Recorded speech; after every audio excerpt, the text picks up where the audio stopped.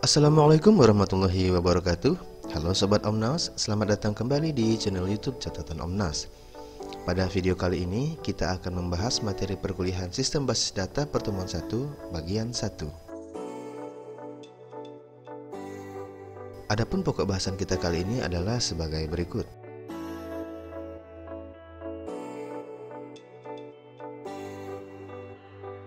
Agar durasi video tidak terlalu panjang dan memudahkan sobat jika nanti ingin mengulang kembali pembahasan di video kali ini, maka pada video kali ini kita hanya akan membahas pokok bahasan 1 dan 2.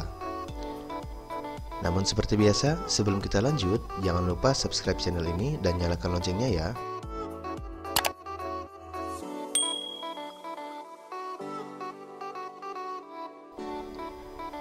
Baik, sekarang kita langsung saja masuk ke pokok bahasan yang pertama, yaitu konsep dasar basis data.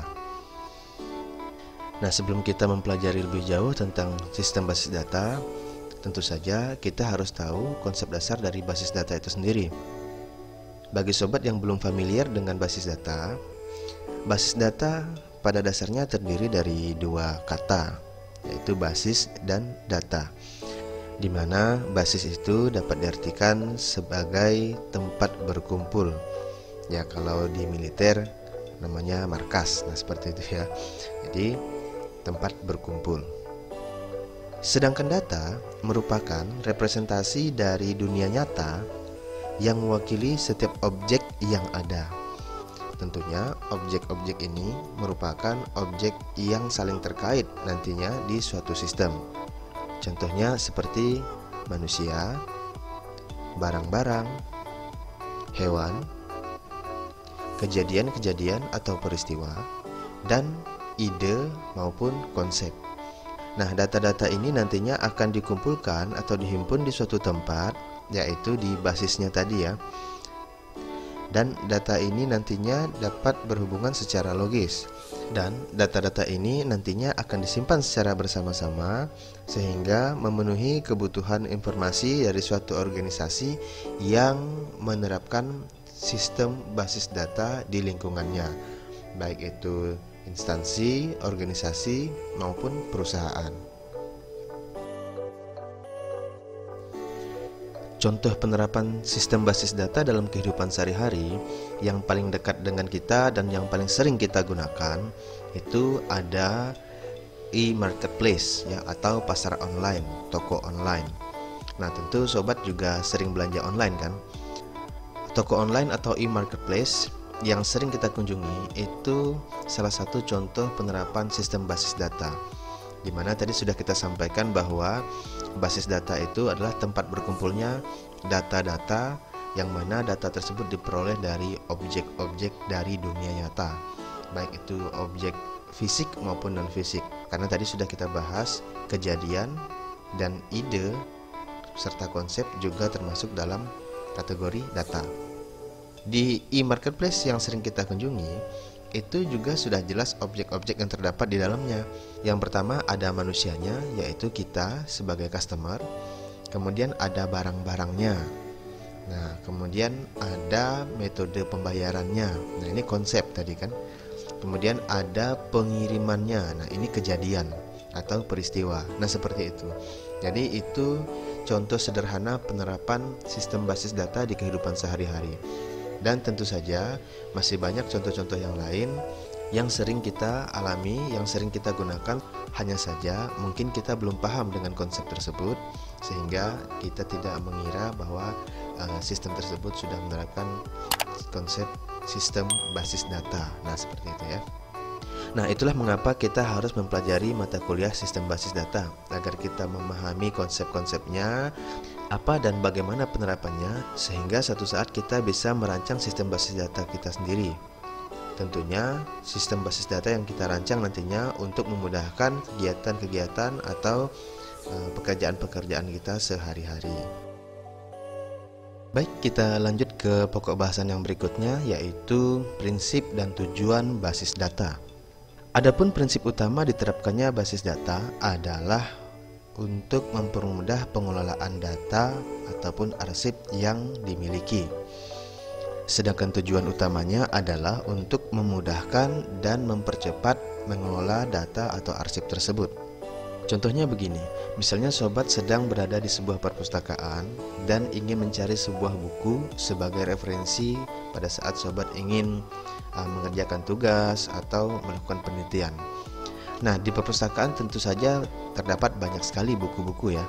Nah, jika kita melakukan pencarian buku secara manual, tentu saja hal ini akan memakan waktu yang sangat lama. Dan belum tentu buku yang kita cari juga ketemu kan? Karena kita tidak tahu apakah perpustakaan ini memiliki koleksi buku yang kita cari atau tidak. Jadi mau tidak mau kita memang harus mencari satu persatu di rak-rak buku. Apalagi kalau rak bukunya tidak ada kategorisasi. Nah, itu bisa lebih lambat lagi ya, bisa memakan waktu yang lebih lama lagi. Contoh yang kedua, misalnya di suatu rumah sakit atau puskesmas, di mana rumah sakit atau puskesmas pasti memiliki buku rekam medis untuk mencatat riwayat penyakit dari pasien yang sering datang ke puskesmas atau rumah sakit tersebut. Nah, seperti yang diilustrasikan pada gambar, sobat bisa lihat terdapat banyak sekali buku-buku rekam medis karena memang banyak sekali pasien yang datang berobat atau konsultasi ke puskesmas atau rumah sakit tersebut.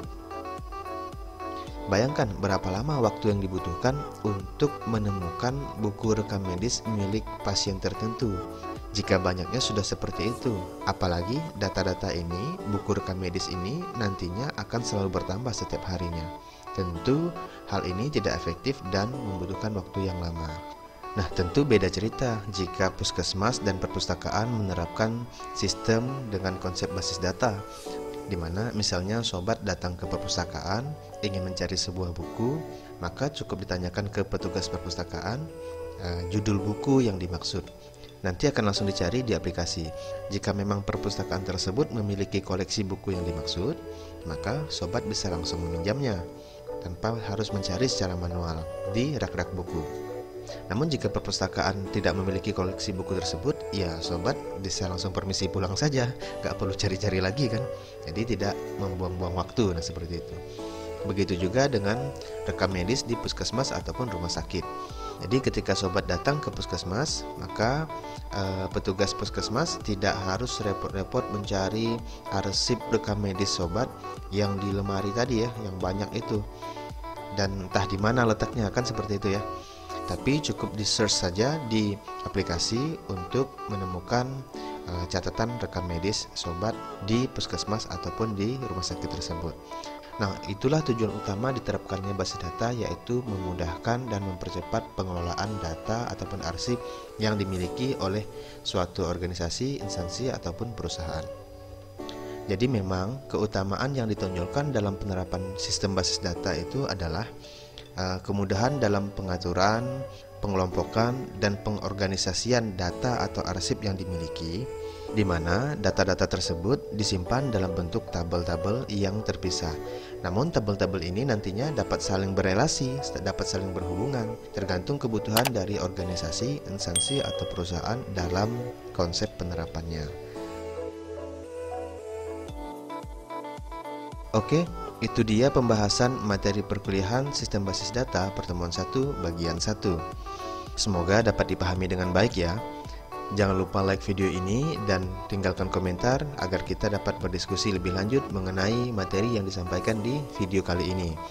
Dan jangan lupa share video ini ke media sosial sobat agar teman-teman yang lain juga dapat mengambil manfaat dari video-video yang ada di channel YouTube ini. Dan tentu saja video ini akan kita lanjutkan ke bagian 2. Subscribe dan nyalakan loncengnya ya.